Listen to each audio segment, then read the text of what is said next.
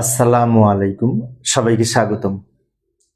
প্রিয় শিক্ষার্থী বন্ধুরা, আজকে আমি যে আইসিটি বিষয়ের চতুর্থ অধ্যায়ের এইচটিএমএল সম্পর্কিত এসএসসি টেস্ট পরীক্ষায় নটরডেম কলেজে যে প্রশ্নটি এসেছিল, সৃজনশীল প্রশ্ন, ওই প্রশ্নটি সঠিক সমাধানের চেষ্টা করব। সমাধানের জন্য তোমাদের সাথে আছি আমি মোহাম্মদ সিরাজুল ইসলাম। চলো প্রশ্নটা দেখে নি। প্রশ্নে কি বলা আছে, যে এখানে একটি টেবিল ছিল। আচ্ছা, এই টেবিলটা কিন্তু অনেক সহজ, একদম সহজ।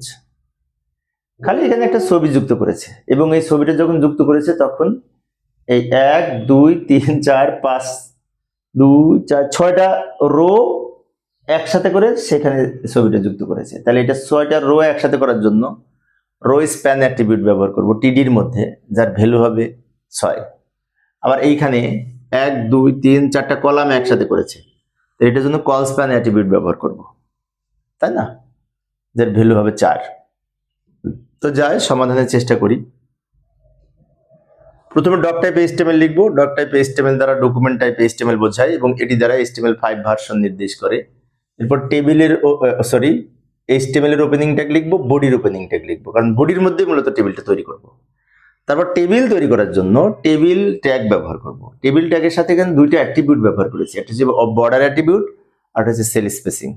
বর্ডার অ্যাট্রিবিউট আমরা 1 লিখেছি কারণ দাগটা দেওয়ার জন্য, এবং দাগগুলা সলিড আকারে পাওয়ার জন্য সেল স্পেসিং 0 করে দিয়েছি। সেল স্পেসিং 0 যদি না করি, এটা যদি না লিখি, তাহলে ডাবল ডাবল দাগ মনে হবে, টেবিলের মনে হবে ডাবল দাগ, কারণ দুই সেলের মাঝখানে স্পেস থেকে যায়, একটু ফাঁকা থেকে যায়। তা আমরা সেল স্পেসিং 0 দিলে ফাঁকাটা থাকে না, না থাকলে কি হবে, এরকম দাগটা সলিড মনে হবে। এবার আমরা টেবিলের রো তৈরি করার জন্য টিআর ট্যাগ ব্যবহার করব। তো টিআর হচ্ছে টেবিলের রো তৈরি করার জন্য প্রথম যে টিআর ট্যাগ ব্যবহার করব রো তৈরির জন্য, সেটার এইটা আর এইটা আসবে।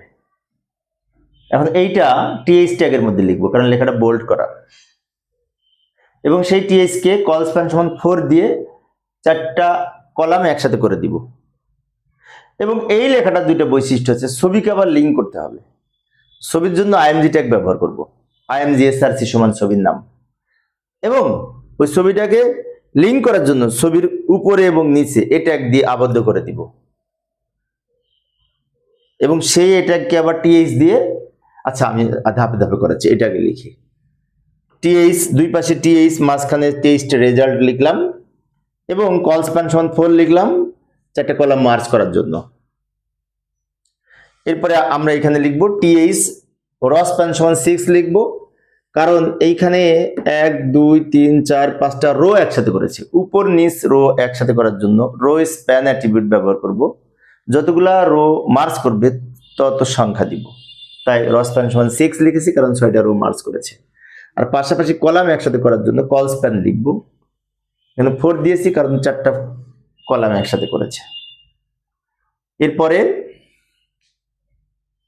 ছবি যুক্ত করব। তার আগে ছবিটা তো লিঙ্ক হবে, লিঙ্ক করার জন্য এই ট্যাগ ব্যবহার করব। এই ট্যাগ ব্যবহার করে এই যে AHREF সমান ঠিকানা লিখবো, প্রশ্নে দেওয়া আছে ঠিকানা লিখবো ইউআরএল, এবং এটা একটা নতুন ট্যাবে ওপেন হবে, যার জন্য টার্গেট সমান ব্ল্যাঙ্ক লিখেছি, নতুন ট্যাবে ওপেন করার জন্য। এরপরে কি করব, ছবিকে যেহেতু লিঙ্ক হবে তাই এ ওপেন এ ক্লোজ করব। ক্লোজ করার আগে এই ছবি আইএমজি দিয়ে ছবির নাম লিখবো, যে আইএমজি এসআরসি সমান ছবির নাম, এবং অল্টা অ্যাট্রিবিউটের ভ্যালু হিসেবে এখানে যেটি লেখা আছে সেই নামটা এখানে দিয়ে দিব। ছবির তো ফরম্যাট জানি, আইএমজি এসআরসি সমান ছবির নাম, তাই না, যে আইএমজি এসআরসি সমান ছবির নাম। অল্টা দিয়েছি কারণ এটা লেখাটা এখানে দেখা যাচ্ছে সেই জন্য। তারপরে এ ক্লোজ করেছি। এরপরে কি করব, টিএইচ ক্লোজ করব, টিআর ক্লোজ করব। ভালো করে লক্ষ্য করি, টিআর ওপেন টিআর ক্লোজ, এটা দ্বারা দুইটা রোটা তৈরি হবে, এটা রো এর মধ্যে দুইটা সারি, তাই দুইবার টিএইচ লিখবো, কারণ প্রথমবার তো বোল্ড করা আছে তাই টিএইচ লিখবো। টিএইচ এর মধ্যে লিখলে লেখাটা বোল্ড হয়, ডিপ হয়, এবং মাঝখানে থাকে তথ্যগুলি। টিএইচ লেখার পরে আমরা টেস্ট রেজাল্টটা এক লাইনে লিখেছি, কিন্তু এইখানে একটা ঝামেলা ছিল। টিএইচ ওপেন টিএইচ ক্লোজ দিয়ে আমরা কি করেছি, সেলটা তৈরি করেছি। এর মাঝখানে কোনো ছবিকে যদি লিঙ্ক করতে হয় তাহলে দুই ধরনের ট্যাগ ব্যবহার করতে হয়। এটা ছবির জন্য আইএমজি ট্যাগ, আইএমজি এসআরসি সমান ছবির নাম। আবার লিঙ্ক করার জন্য এই ট্যাগের গঠন হচ্ছে AHREF সমান ঠিকানা। এগুলো তো আমরা জানি, তাই না। আচ্ছা, তো আমাদের এই পর্যন্ত হলো। এরপর এগুলি কিন্তু খুব সহজ, অনেক সহজ। এটা তৈরি করার জন্য টিআর ওপেন টিআর ক্লোজ, এটার দুই পাশে টিডি, এটার দুই পাশে টিডিও দিতে পারে, টিএইচও দিতে পারে, সমস্যা নেই। তবে বোল্ড করা আছে তো বাম দিকে আছে, সেজন্য আমরা টিডি দিয়ে বি ট্যাগ ব্যবহার করব তার মাঝে। আবার এই যে লক্ষ্য করে TR open, TD open, TD close, মাঝখানে রোল লিখেছি, কিন্তু বি ব্যবহার করেছি বোল্ড করার জন্য। এখন অনেক শিক্ষার্থীর মনে হতে পারে এখানে যদি টিএইচ দিতাম তাহলে তো এমনি বোল্ড হতো, তাই না? কারণ টিএইচ এ বোল্ড হয়, তো টিডি দিলাম কেন? টিডি দিলাম কারণ টিডি এর বাই ডিফল্ট আউটপুট হচ্ছে লেফট অ্যালাইন, বাম দিকে থাকে। লেখাগুলি কিন্তু সব বাম দিকে, লেফট দিকে এই যে লেগে আছে বাম দিকে দাগের সাথে, তো বাম দিকে যেহেতু লেগে আছে তাই আমরা টিডি ব্যবহার করলে এমনি বাম দিকে থাকবে। আর বোল্ড করার জন্য আমরা কি করেছি, এই বিটেক ব্যবহার করেছি, যেহেতু লেখাগুলি বোল্ড আছে। তো অনুরূপভাবে সবগুলি হবে। গ্রুপের দুই পাশে আবার সেম লিখবো, এই যে গ্রুপের দুই পাশে বি লিখবো, বি এর দুই পাশে টিডি লিখবো। টিডি লিখলে ঘরটা তৈরি হবে, আর বি লিখলে লেখাটা বোল্ড হবে। আবার অনুরূপভাবে নেমের দুই পাশে তাই লিখবো, এই যে বি ট্যাগ ব্যবহার করবো, আবার টিডি ব্যবহার করব, এবং রেজাল্টের দুই পাশে তাই লিখবো। তাহলে টিআর ওপেন টিআর ক্লোজ, এই রোটা তৈরি হবে। রোতে 4টা সারি ছিল, 4বার আমরা টিডি ব্যবহার করেছি, প্রতিবার বি লিখেছি বোল্ড করার জন্য। এইটা হলো। এবার এই সারিগুলো তৈরি করার জন্য টিআর ওপেন 101 এর দুই পাশে টিডি, এটা সহজ। সায়েন্সের দুই পাশে টিডি, মুকুলের দুই পাশে টিডি, এ এর দুই পাশে TD, TR close. TR open TR close row তৈরি হলো। এই রো এর 1 2 3 4টা সেল ছিল, তাই এবার টিডি ব্যবহার করেছি। এবং অনেকের মনে হতে পারে এটার সাথে তো এটাও হওয়া উচিত ছিল, না, ওটা একবার হয়ে গেছে, আর হবে না।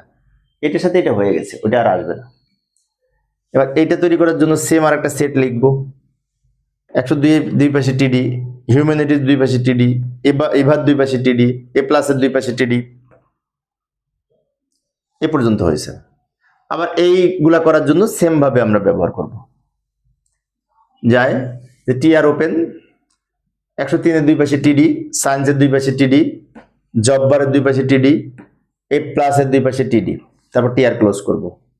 আবার টিআর ওপেন করে এই সারিটা লাস্টে লিখবো। 104 এর দুই পাশে টিডি, বিজনেস স্টাডিজের দুই পাশে টিডি, জনির দুই পাশে টিডি, এ এর দুই পাশে টিডি, এবং টিআর ক্লোজ করব। এগুলো সহজ ছিল, তাই না? এবার সবার শেষে কি করব, আমরা 3টা ট্যাগ ক্লোজ করব। টেবিল ট্যাগ ক্লোজ করব, টেবিল আগে ওপেন ছিল, বডি ক্লোজ করব, এবং এইচটিএমএল ক্লোজ করব। এভাবে আমরা এই ধরনের এই টেবিলের জন্য এইচটিএমএল কোড লিখতে পারি। তো এই ধরনের টেবিল যেন কোন বোর্ডে এসেছিল একবার দেখেছিলাম আমি, কোন বোর্ডে যেন প্রশ্নটা এসেছিল, বোর্ডের প্রশ্ন। প্রিয় শিক্ষার্থী বন্ধুরা, এই ছিল আজকের আলোচনা। শিক্ষার্থীদের অনুরোধে আমি অল্প অল্প করে আলোচনা করি, যাতে শিক্ষার্থীরা বোরিং ফিল না করে। পরের ক্লাসটি দেখার আমন্ত্রণ রইল। খোদা হাফেজ।